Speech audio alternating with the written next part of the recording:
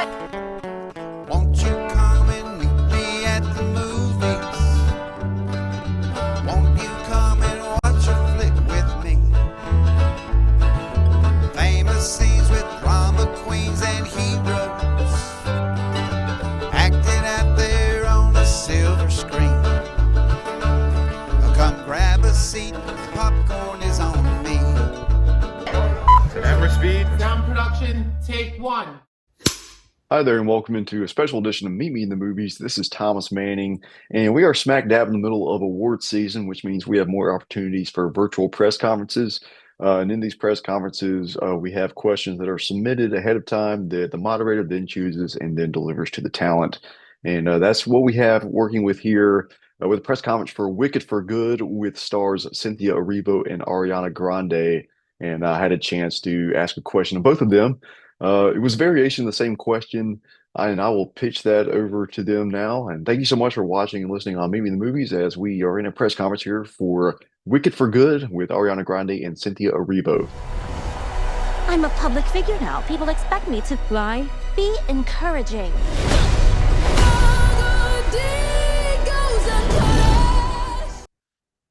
So what are some aspects of Jon Chu's directorial style and guidance as a filmmaker that unlock the fullest potential of this story from your perspective as an actor? He's so playful, so playful. He's so curious.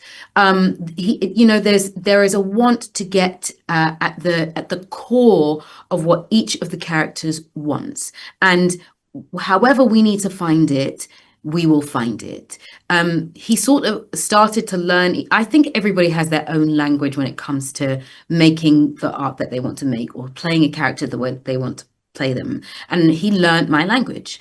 We would always do different takes and we'd always capture things. And then I would say, I use the phrase shits and giggles. And that is just like one for just trying one to just whatever's left in the tank, to just let it be, to throw it all out there. And he started to realize that if I was able to have the chance to just play and do something, throw anything at the wall, we would always get what we needed. So I would exhaust everything and do as much as I can. And then I would just do one to do one. And quite often that would be the take. He just knew that that would be what it was. He would be like, it's either the first or the last with you. So we're just going to go until we have the last, or we'll go until we have the first. Whichever it is, we'll go. And there's such a joy about doing that. There's such a joy about going on the journey with you that it was so, I had so much fun, and I felt so safe to dive in.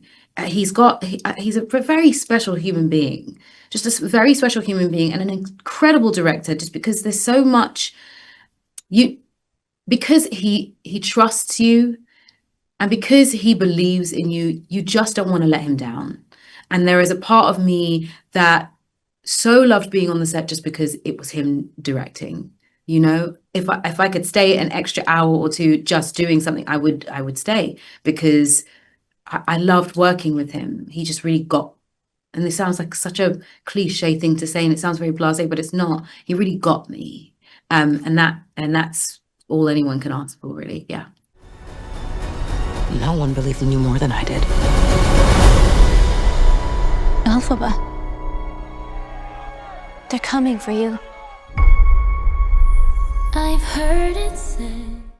What stands out to you about Jon Chu's voice as a filmmaker, whether that be narratively, technically, or a combination of both, that made him the perfect director for this immense project? I think who he is as a person is just as special and extraordinary as who he is as a visionary and as a director, as a leader. And I think those two things hold hands perfectly and lends itself to make something like Wicked. Like, he just has such an innate understanding of the human experience, what it feels like to be othered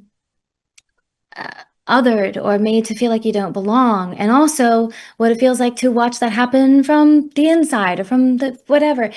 He's able to navigate humanness, and he leads with so much empathy that I don't think there was really a better person for this to tell the story. I think it was a part of his destiny.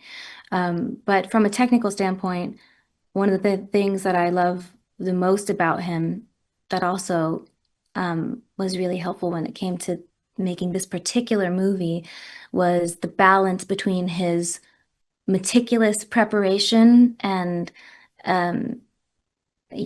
perfectionism, and his freedom and his ability, his curiosity, his wanting to play, his encouraging of improv, and just seeing what happens. Once we've got it in the can, one take how it was planned, he's just like, let's catch butterflies and see what happens. What would these two say?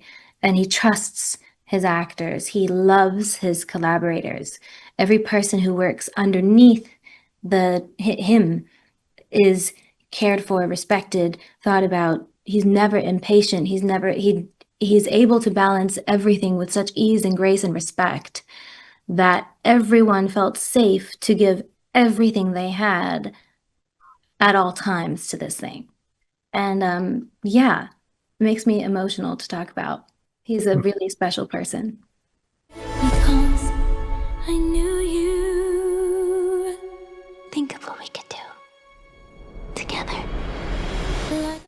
And a huge thank you to Cynthia Erivo and Ariana Grande for spending time with Thomas and sharing those thoughtful reflections on Jon M. Chu's directing style.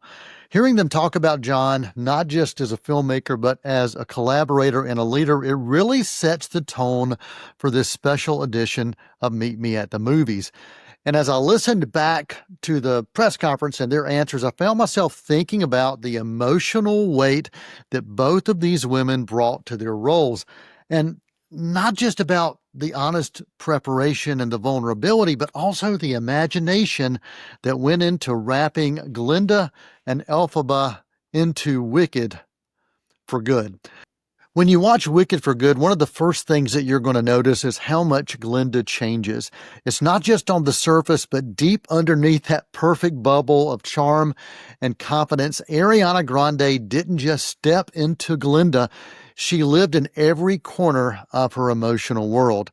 And in the press conference, Ariana talked about the heart, the homework, and the honest-to-goodness soul work that it took to bring Glinda to life in both of these films, sometimes shooting the emotional shifts of these films within the same week for both films.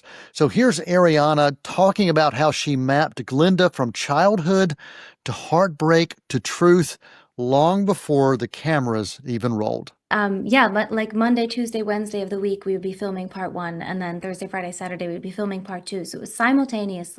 The shoes were on for what felt like forever, and in the best way. I just wanted to kind of make sure that I knew who she was as well as possible before we even got there. So even things about her that you never got to see on screen if they weren't referenced in a scene, if they weren't, talked about or performed. I just wanted to kind of make sure that even in the first film, beneath the bubbly, shiny, perfect exterior, her, bubble of privilege, I like to call it, there's a person underneath that has a lot of insecurities, a lot of little wounds that, contribute to her need for all of that external validation. And I wanted to make sure that they were always present. So I kind of spent a lot of time mapping her out and her childhood, what did it look like? And it's a beautiful privilege to play a character that has so much light and so much darkness, and to finally be able to get to spend some more time with that darkness in this second film, I think was really a treat. I really did love that, the reminder that even characters wrapped in sunshine and sparkle can sometimes carry these interior storms, these internal demons. And Ariana didn't just imagine those layers, she built them into Glinda's emotional DNA. But stepping into Glinda wasn't just about feelings, it was also about the vocal work. It was about the physical work and also the preparations that allowed Ariana to stay fully present through every single emotional swing. She talked also about the discipline, the training, and the commitment to making sure that Glinda's voice came from a very authentic place, not just a technical one. I just wanted to make sure that she had her own set of human triggers, separate from my own. Made sure they were available for me, made sure they had been thought a lot about her childhood, where those beliefs came from that were projected onto her. And also preparation, making sure my voice was ready to go. Extensive vocal training every single day for 3 months before even my first audition, so that I wouldn't have to think about how the notes were going to come out in the room, and I could just honor the honesty of what's happening in the scene.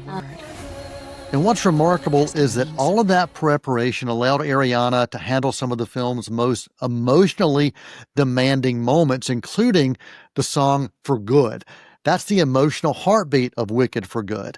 Ariana shared this really beautiful detail about shooting that scene and how it wasn't actually planned for that day, but something changed the schedule, and with her being grounded and Glinda's emotional triggers, it allowed her to really drop right in to the truth of that moment.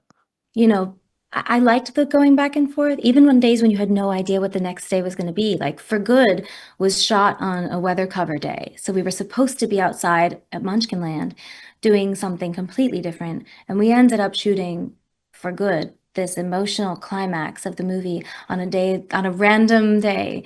And I remember I loved that so much, because for me, it's all about the preparation. And if you know the person from the inside out before you get there, you can kind of throw everything away and forget about it and then respond honestly in the moment. And that's kind of my favorite thing, is that spontaneous call and response, that we do as actors. And I loved the back and forth. It was a thrill. It was the biggest challenge, of course, as well, emotionally, but it was so gratifying. You are watching the Meet Me at the Movies Wicked for Good special with great interviews right here on C19 TV. Stick around after this quick intermission. We will be back with more on Meet Me at the Movies. Won't you come and meet me at the movies? Won't you come and watch a flick? As Cleveland County's premier event facility, LeGrand Center is the ideal location for any event. The LeGrand Center is located 45 minutes west of Charlotte, 45 minutes north of Spartanburg, and just a little over an hour east of Asheville. Whether you're a small business looking for a place for an off-site meeting or a bride looking for that special location for her wedding, LeGrand Center is the perfect place for you.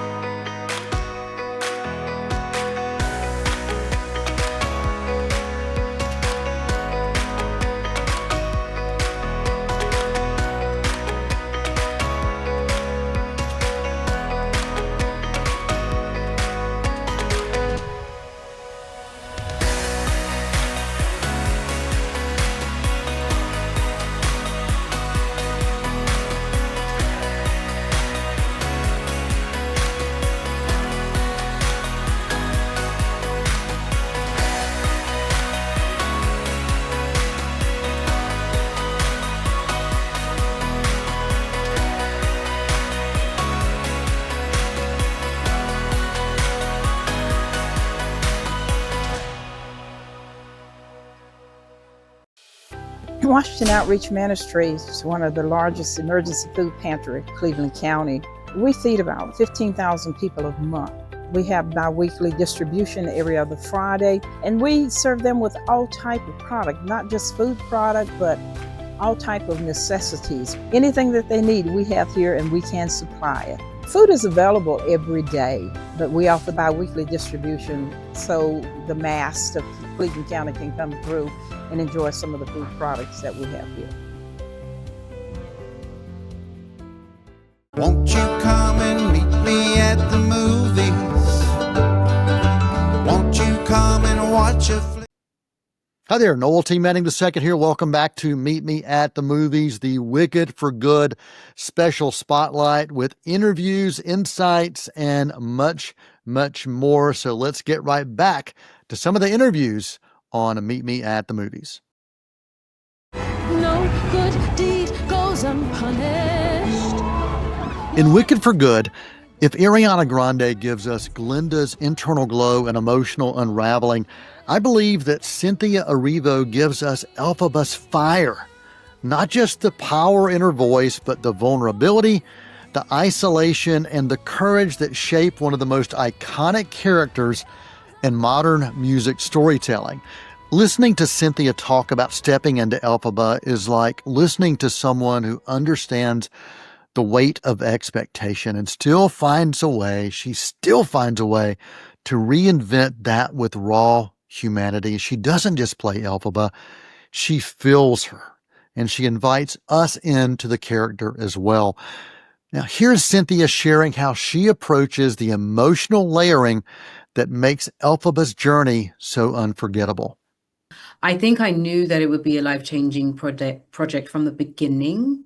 I don't think I knew how. I think I didn't quite know the gravity of, please excuse the pun, of what it would be. But I knew from the beginning that it would be something that would change my life. I knew it was something that would challenge me.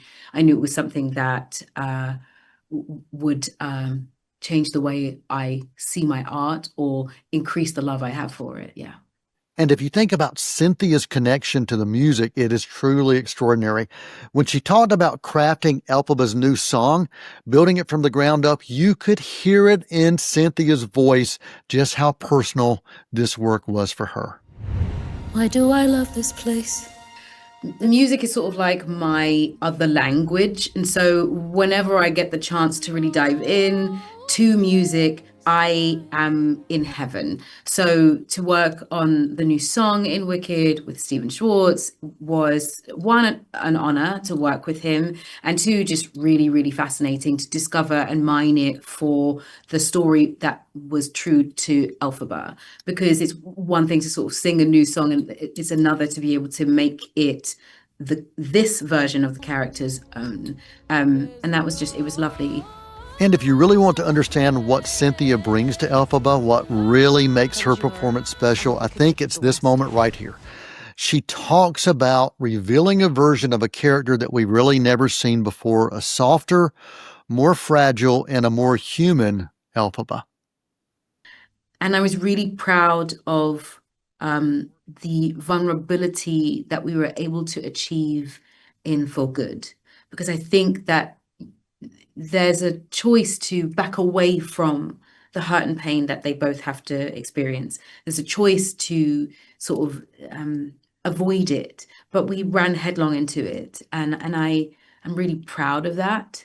I think previously, Elphaba has often been thought of as like a really strong character who knows herself and is very, very confident. And I think that we've been able to crack open her vulnerability, crack open a softer side of her that hasn't necessarily been on show before, to reveal the real humanity within, and to crack open a weaker side of her that has to sort of let go of things.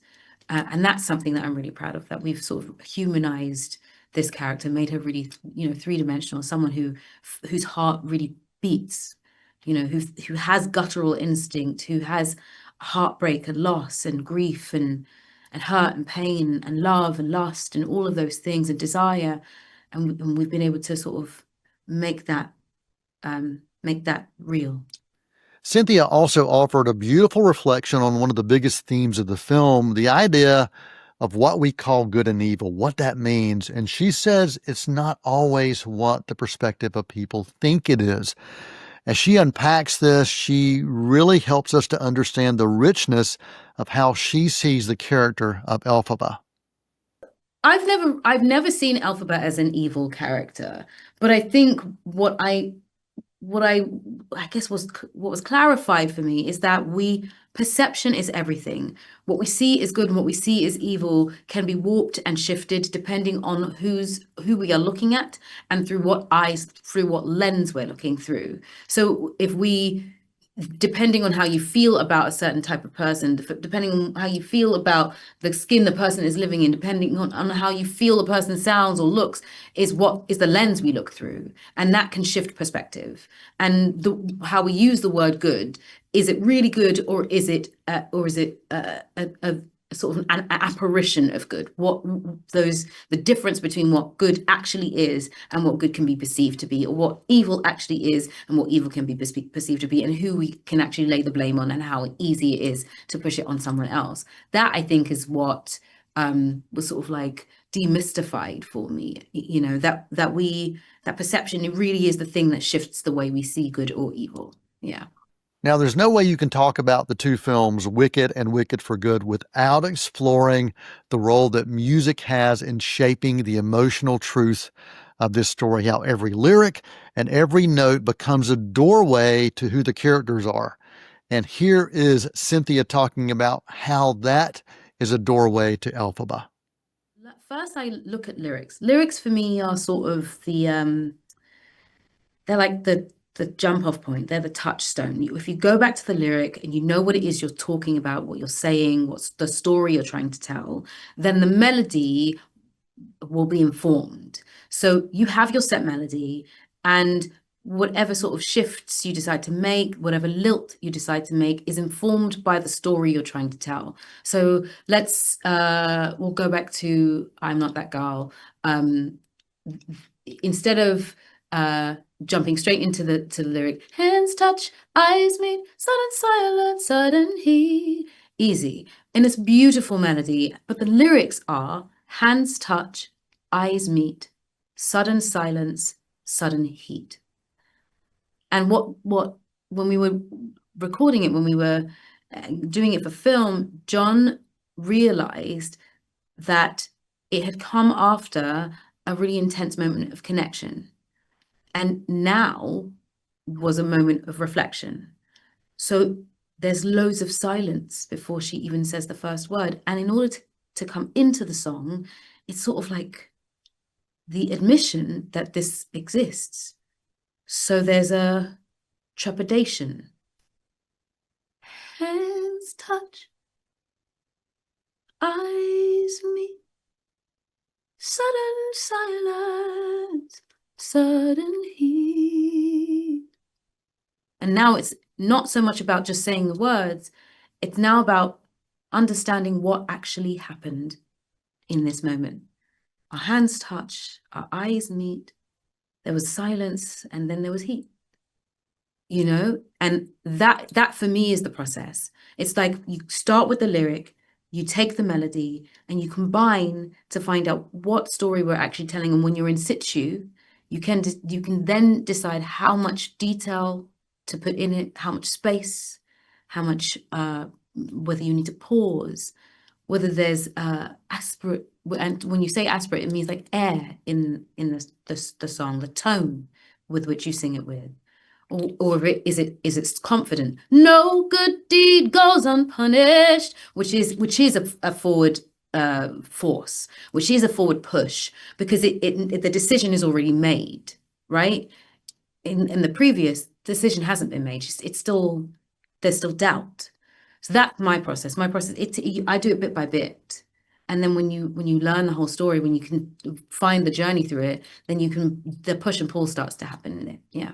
Cynthia believes that this film and this role in particular is something that will stand the test of time, whether it's her on film or anyone else, because of the importance of what it means. And here she reflects on the power of the Wicked and Wicked for Good franchise.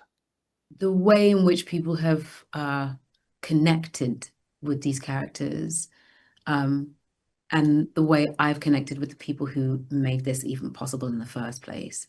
I feel really lucky. I feel really grateful. This has been the ride of a lifetime. I was doing a talk last night, and this young girl sort of shot up out of her seat and walked up to the stage where I was talking, and she said, I want to tell you that this character's changed my life, and it's made me feel really confident, and I felt, you know, really scared sometimes, and it's these stories that keep coming from people who have watched this piece. It just it really warms my heart, and to be a part of something that does that to people is a privilege. And I think that's the thing that will remain with me 15, 20, 25, 30 years from now, that to play a character like this wasn't just an adventure, but it changed things. It helped people.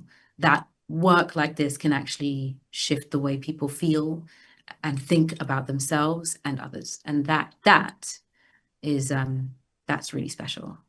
Now, of course, Wicked for Good gives audiences something they've never really seen before, Glinda's true turning point. It's the moment that she stops performing goodness and she chooses to become good. Ariana talked about how that moment is not just the song, but it really is about transformation.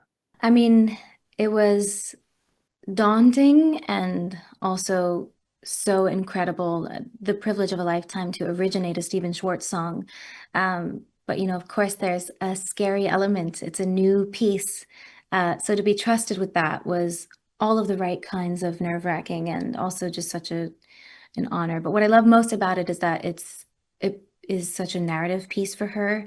I'm so glad that we get to see her experience that moment of change, that to make that choice to begin the chapter of being truly good, not performing goodness, not a facade of goodness, but to put down the wand and actually become truly good. I love that we get to share that moment with her, because it happens in the wings of the Broadway show. You know, you see the before and after moments, but to see that moment is a gift. And also just sonically, from a sonic perspective, I love that she's singing a little bit differently in it. It's like halfway through the song, after she looks down the closet and sees all of her memories from, you know, easier, purer times, she really opens up and sings vocally in a way that sounds like her guard is down. And I'm proud of it and grateful for it, for her as a character, and also grateful for the opportunity as a performer. What struck me in listening to Ariana is how thoughtfully she approached Glinda's interior world. Not just the charm, but the courage, the confusion, and the grief, and also the growth. You're watching Meet Me at the Movies, the Wicked for Good special, right here on C19 TV. I knew you. You're the only friend I ever had. Because I knew you. And I've had so many friends. I have been changed for good. But only one that mattered.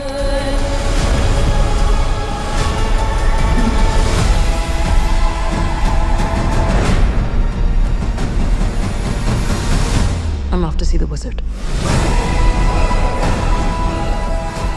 I'm Noel T. II, and you hear Toto in the background. So for Toto, for Thomas Manning, and for the entire cast and crew, thanks for joining us.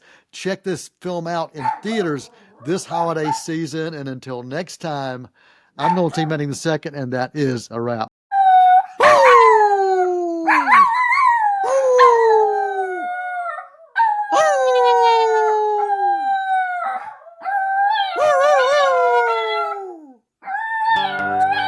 Many films to view until we meet again. Next time we see you, we'll gladly fill you in. We'll tell about the happy and the sad ones. We'll talk about the good ones and the bad ones. Many films to view till we meet again.